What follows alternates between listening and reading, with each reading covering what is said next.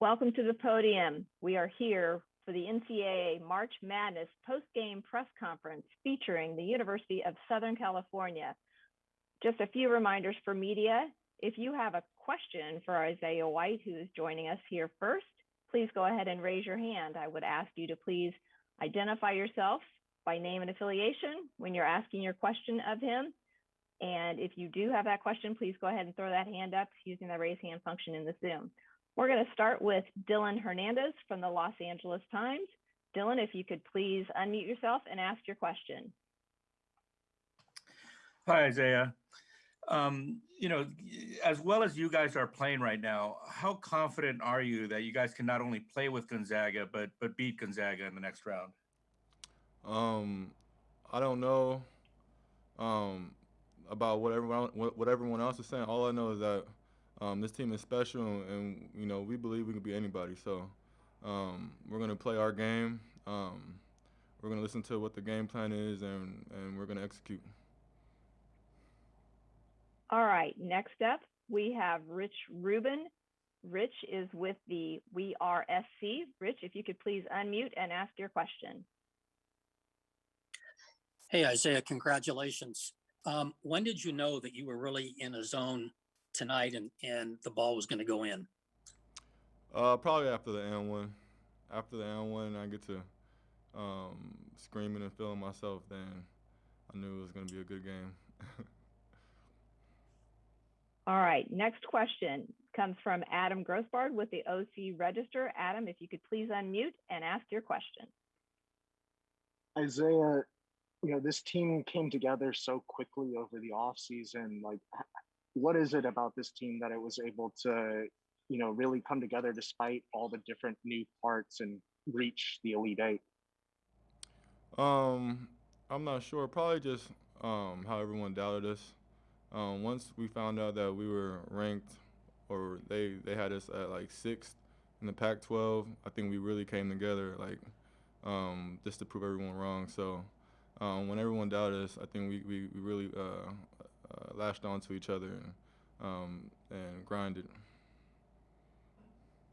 All right, I would remind media, if you do have a question, please feel free to use that raise hand feature. Next, we're going to turn to Ryan Karchi with the LA Times. Ryan, I apologize if I didn't get your name right. Please unmute and ask your question. Isaiah, through this tournament, against Drake and Kansas, you guys held them to 29% from the field. Oregon was only a little bit better at 34%. What's it been about your guys' length and just defensive effort that has really turned up over these last few games?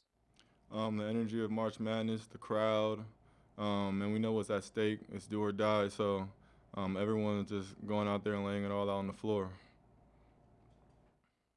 All right, our next question comes from Ryan Young with Trojansports.com. Ryan, please unmute and ask your question. Isaiah, when you made a decision to transfer to USC, what did you realistically think the season would become for you and for the team? I wasn't sure. I just knew that we had talent coming in with Evan Mobley and a couple grad transfers. I knew that we had winners on the squad already from last year, and I knew Coach Andy and the coaching staff were a good coaching staff. So I was just excited and I was just ready to learn. All right, our next question comes from Shotgun Spratling. Shotgun Spratling is with the USCFootball.com. Shotgun, if you could please unmute and ask your question. Isaiah, it seemed like the other guys were a little anxious early in the game. Did you feel like you needed to take it upon yourself early, when you got a couple of those baskets to go? Of course, when we start off the game, I feel like the team feeds off my energy, so I make sure out the gate I come with that energy and come with that heart, and hopefully it makes everyone else comfortable, and then we just get to play in our game. All right, if anyone in the media has a question, please use the raise hand feature. I'm going to turn now to Adam Spillane. Adam, if you could please identify the organization you're with and ask your question. Thank you. Hi, I'm with AP Radio. Isaiah, what does it mean for this program to be able to get to this stage?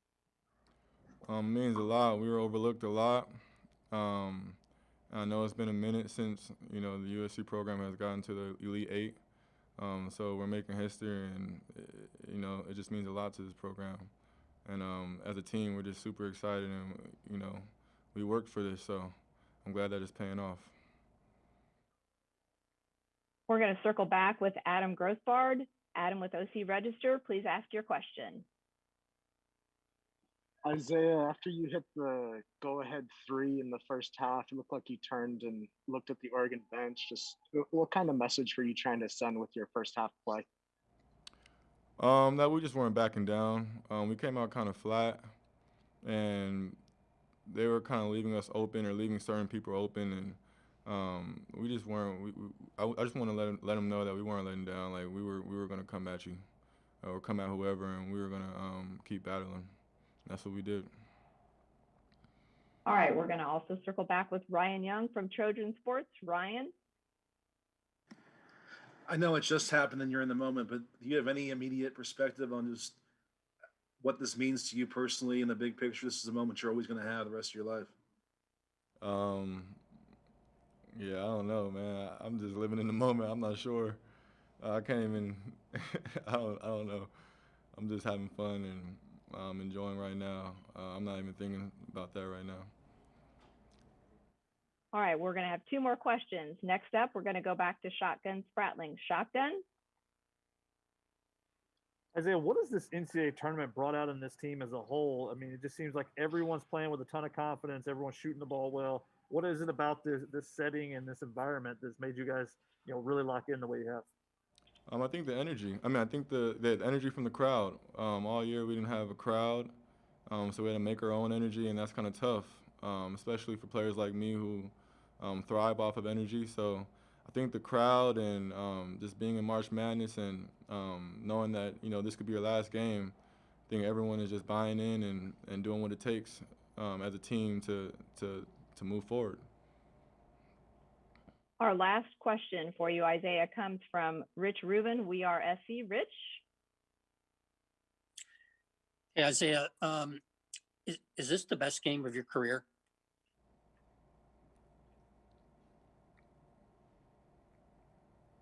I would say so. I would say so. All right. Well, thank you, Isaiah White. Welcome to the Elite Eight. Thank you. We're going to be joined by Coach here in just a few minutes. If the media would go ahead and take this opportunity, if you have questions for Coach, to raise your hand. We thank you, Isaiah. Have a great evening. Thank you.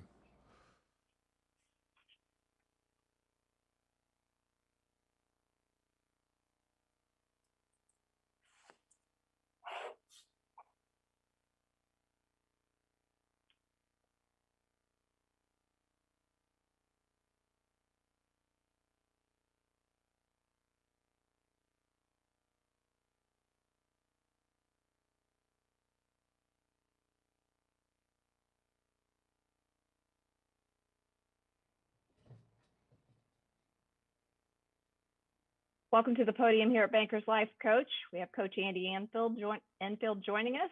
We appreciate your time this evening. We're going to start with an opening statement. In the meantime, media, if you do have a question, feel free to go ahead and raise your hand. Coach? Well, it was a great win for us. Oregon's just an outstanding team. They were playing so well. I think they won 11 out of 12. We thought they were a top 10 team in the country. So congratulations first to Coach Altman and their players. They had a terrific season.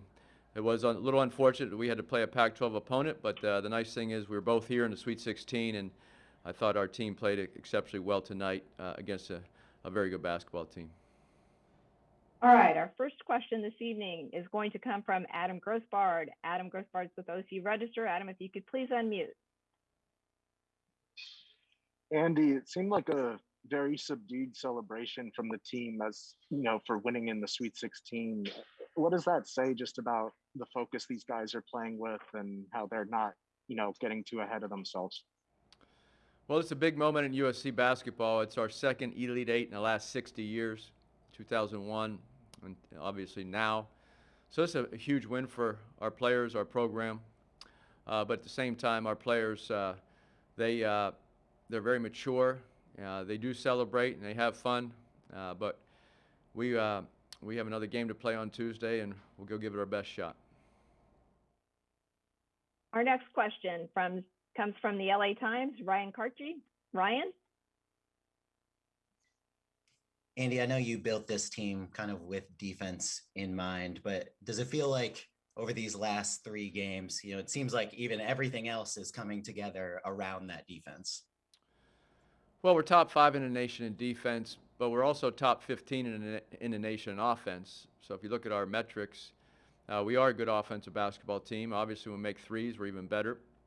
We've been shooting the ball well in this tournament, which is great to see. Yeah, we're defense first. Our players understand that, and that's how we've been able to have 25 wins this year. It's defense first, and offense, we have to move the ball and make open shots. Next up, we have Rich Rubin. Rich with We Are SC. Please ask your question. Andy, congratulations. Why did you choose to play a zone, and were you surprised at how effective it was in the first half? Well, we started out the game man-to-man. They have 5 forwards and guards. They went small ball to start the game. They were making some threes. We have trouble. We have 2 bigs in the game with Chavez, Isaiah, and Evan at all times. So it's hard to guard those guys all over the perimeter, and we didn't want to start switching their ball screens. And Amarui was pop. He could pick and pop. He got off to a good start. So the zone at least kept Evan in the middle of the lane, and our guards and forwards could get out to their shooters. All right, next up, we turn to Dylan Hernandez with the LA Times. Dylan? Hi, Andy. Looking ahead to Tuesday, obviously Gonzaga, top team in the country. That said, I think we've seen your team gaining confidence kind of going throughout, as you progress in this tournament. How much confidence do you feel like your team will be having going in to that game Tuesday that you guys can knock off Gonzaga? Well, Gonzaga is an exceptional team, and both teams are playing well, so I guess we'll see on Tuesday. Next question comes from Trojansports.com. We have Ryan Young. Ryan? Andy, you mentioned the historical significance. How much did you talk about that with your team this week? And even though you still have more to go here, can you put in perspective what impact you think this is already going to have on the program moving forward?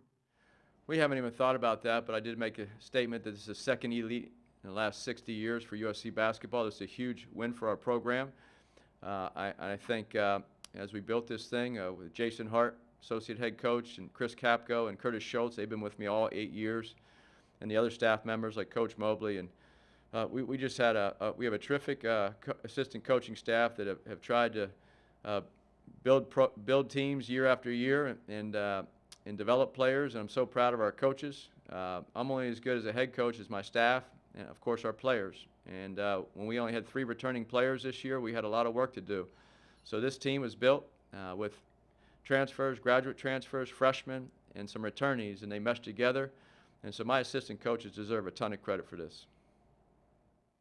All right, next up, we have Shotgun Spratling with USCFootball.com. Shotgun? Andy, what did Tajidi's shot to end that 11-0 run mean for you guys? Well, we missed Evan missed the front end of a 1-on-1. I think we missed another easy shot, so that was a big 3 for him. I think we were the lead was down to 9. He put it back to 12, and then we got one more stop, and I kind of sealed the game. So it was a big shot for him. All right, next up, we're going to turn to Adam Spillane. Adam is with AP Radio. Adam? Andy, they got off to a good start early on. How did you guys flip the game on them? Well, Oregon, I thought, was playing like a top 10 team in the country, so they got off to a good start because they're a really good basketball team. They're exceptional offensively, and they spread the floor. They have 5 forwards and guards that can all shoot the 3. They can all drive and kick out. So they made some shots early, and then we had to switch the zone. I don't think we could guard this team man-to-man when they go 5 guards, unless they put their big in, and their big centers only play limited minutes. So when they're small, I didn't think we could guard them man-to-man and win the game. So that's why we went to the zone. Next up, Adam Jasper. Adam, if you could, for Coach Enfield, identify your organization and ask your question. Hi, this is Adam Jasper from the Daily Trojan. I was just going to ask, what about this game and the way you navigated it indicated that you would need to switch from zone to man-to-man? Like what went into that thought process? Well, I kind of just touched on that.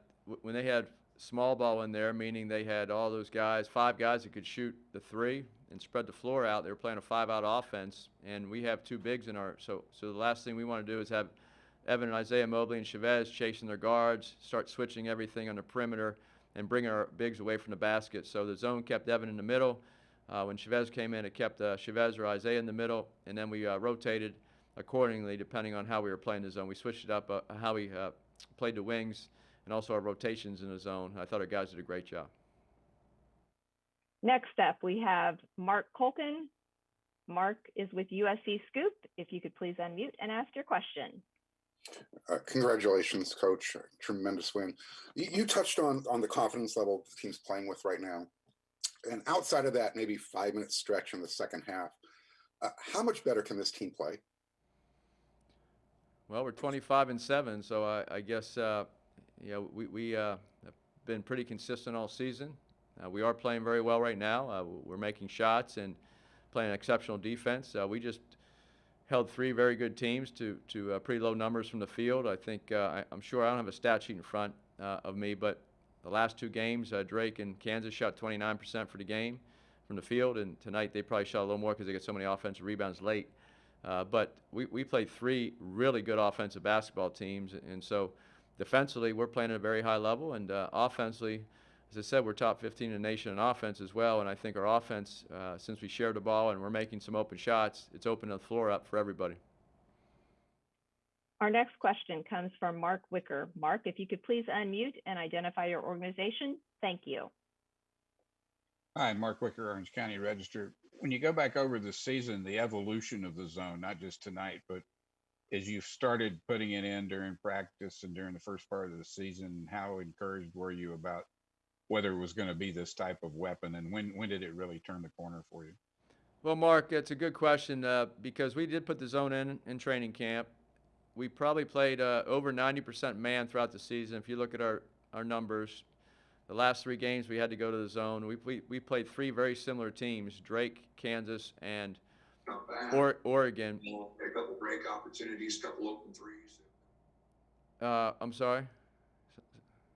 Well, anyway, I'll finish this, what I was saying. We played 3 similar teams, meaning they had 4 guards or forwards at least, sometimes 5 in the game, where they tried to dribble drive us. They shoot a lot of threes. So we went to zone in this tournament out of necessity because we're big. I don't like going small too often because I think our defense is much better when we stay big, and that's proven out throughout the season. But our man-to-man defense has been terrific most of the year. But I think we've gone to the zone out of necessity here. So we played 90% man the entire season. Now we're playing more zone here in the NCAA tournament because of the matchups we have and how we have to guard these shooters. We're going to go back to Adam Grossbard with the Register for another question. Adam? Andy, you mentioned just like how this team was put together during the offseason with the transfers and freshmen and just kind of almost starting from scratch. Like, what has it been like for you as a coach to watch this team grow together and now really peaking at the exact right time? Well, really proud of our players. To have such an unusual team, meaning we only had 3 returnees, and to have everybody. We didn't meet these guys until school started in August, late August, if you remember. We had COVID restrictions, and we couldn't even bring them on campus and could not work them out. So to have guys believe in our program says a lot from the players before us because we were an established program. They believed that they could come and help us this year with the opportunity of only 3 returnees. So everybody we recruited, we could say you'll probably get some playing time because we don't have anybody else on our team. So they took a chance to come here, and unfortunately we were not able to meet with their parents, their families, and them. We didn't meet our players until late August. We recruited them via the telephone and via Zoom. So once training camp started, we had to figure out the strengths and weaknesses because we just didn't know. We had never coached these guys before. So we switched a lot of things defensively and offensively to try to use our strengths because we had a brand new team. And our players bought in. They bought in defensively first. They're very mature. They're a lot of fun to be around, and we enjoy. It's hard. It doesn't happen too often, but it's hard to think of a day that we didn't enjoy walking into the gym and practicing and getting after it this year because our players bring energy. They compete. We have very hard practices, but they're also so much fun to be around. So I can't say enough about this team, how they come together, the leadership they've shown, and how hard they work. And I think you're seeing that in the tournament here. They're playing really well together, and they cheer for each other, and they play both well on both ends of the court. We're going to go with just 3 more questions, circling back with Ryan Young from Trojan Sports. Ryan? Andy, can you share some perspective on kind of the moment Isaiah White came on your radar when you were looking at transfer targets and then the potential you saw in him at that time? Well, he went to Damien High School, which is in California. In fact, we have another player that we signed, Malik Thomas, coming in next year from Damien. It's a powerhouse. And he went to, Isaiah had a little unusual road. He went to a junior college and went to Utah Valley. He got married, just had his first baby, so he's a father, and what a wonderful young family they have. I'm so proud of him to come here to graduate school and have a young family, and I know his wife and his baby, they mean so much to him. So I think to see that, so when he came on our radar, as I said, we had 3 returning players in April, and we said, wow, we don't even have enough to put 5 on the court. So we had to get after it in the transfer market, at least evaluate. And what we noticed is we knew he was from California. He was a really good person. We did a lot of research on him, talked to about 10 or 15 people, and they all just raved about him as a quality individual. And he's exceeded all our expectations. He's just the energy guy, and what a nice young man. And I think you just talked to him here before me. And we're all just so proud of him.